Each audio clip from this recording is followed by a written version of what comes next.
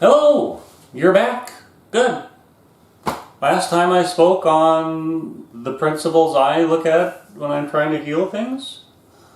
Little story about that still. Probably like 15 years ago, my knees hurt so bad that I had to crawl up stairs, right? I just couldn't walk up. I got to the top and I just, like a little manly tear rolled down my cheek maybe. And I thought, I'm screwed.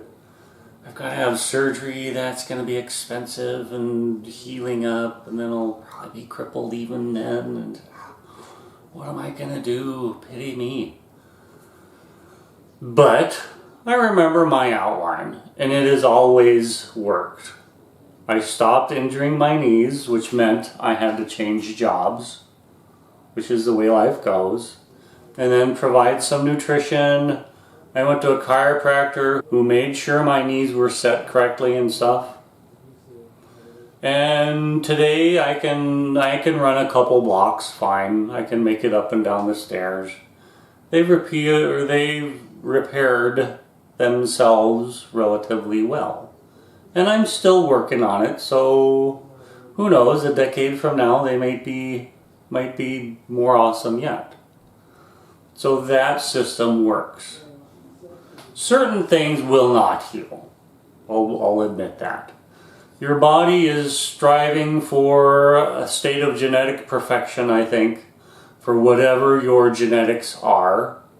So if you have a birth defect, you might be kind of screwed. Okay?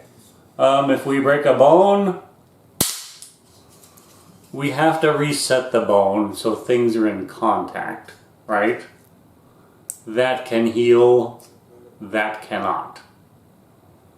Same way if you rupture a tendon or a muscle or something completely, right? There's no way for your body to stretch things back together. It kind of goes, twang. So you're going to need surgery or something. After that, it should heal. Yep, stuff like that. Spinal cord injuries, once again, there's no way for your body to bridge the gap. That mechanism is not there. But everything on a cellular level is trying to genuinely regenerate. Say that a bunch of times fast. Today I wanted to get to iridology. There's a great book, The Science and Study of Iridology by Bernard Jensen, who's more or less the modern founder of iridology. He didn't actually start it, but popularized it, or whatever you want to call it. He wrote the book. Great book to read. It will take you through how you get sick, and then of course how you get better. How your body makes itself better. The healing crisis and stuff. If you really want to understand things, get a hold of that book, or there are cheaper copies. But read that. Frickin' amazing. And it's part of what I also went by. When I had my irritable bowel stuff, all that gassy bloating nonsense, my eyes were actually kind of a darker brown. Since then, now they're kind of a hazel color, right? But all that brown was just toxicity. There are naturally brown pigmented eyes, and black even, but mine were not. And that's the whole deal, just like in reflexology on your hands or your feet, right? Certain areas represent certain organs in your body. Is also true of your iris. Certain areas of the iris represent certain organs and stuff. And they will show you their general health, their vitality, and whether or not they're dysfunctional. Anyway, my eyes were brown, all that's cleared up. Still a little bit just around my pupil. Frankly, that was gone at one point. But like 6 months ago, I decided, it's been a long time, I'll have a soda. yeah, what could go wrong? And then it became 1 a day, and then 2 a day plus a candy bar, till I just gained some weight and felt bad again, right? And then a little bit of brown showed back up around my iris, which is intestinal inflammation, all that sugar. But anyway, it's a really interesting study. And also my liver, which is like right here in my iris, was this big black spot. So I knew it was unhealthy. And every time I cleansed and gained some ground with it, right, that black spot would get a little smaller, and I could tell things were healing up. But all of the... So iridology, look into it. I'm not certified or anything, and I'm not necessarily endorsing anyone or anybody, but that book is awesome. So I mentioned all the cleansing I did with my gut, right? 2 internal cleanses, a mess load of enemas, good gravy. Changing my diet, a lot of work.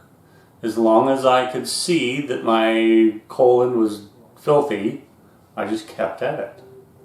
And then had a big breakthrough, and things are awesome now. A lot of work. The average person would have just done like the initial cleanse, after which I felt better, right? Better enough, probably. And they would have called it good. And then all the toxicity that's still in there would have just kept leaching into your bloodstream and stuff and poisoning other organs and making you feel old, right? But they would assume that, oh, that's all that herbal cleansing whatever does. You know, they're good. That's it. Now I have to go to my doctor. The average person just won't do enough of any one thing to matter. You'll make a really superficial try at things, nothing miraculous happens, and then you assume it's all baloney and you go back to your doctor, like I said. And mind you, doctors only see people who fail to take care of themselves. That's why they're there in the first place. I don't go to a doctor. There's nothing besides an accident that I would go to a doctor for. To me, it's just something else I haven't figured out. Also, the liver cleansing I did a mess load of liver cleansing to get all those stones out. My brother, I gave him the same book I had on liver cleansing. You know, he did one, got out some stones, called it good. I know he had a fatty liver symptom-wise, right? And he himself always complained about it. But he did one cleanse and then never again. Assuming, well, that's all it does. But no, as long as I had symptoms and I could see visually, because of iridology, that my liver was messed up, I kept at it. And eventually got all those stones out and felt so much better. But once again, people just won't do enough of any one thing that matters. It's also taking like a nutritional supplement. People will go down and buy like the cheapest, crappiest supplement they can find, right?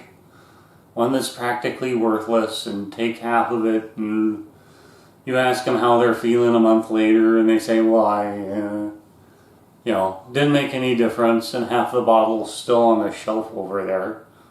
It's like, you didn't take it.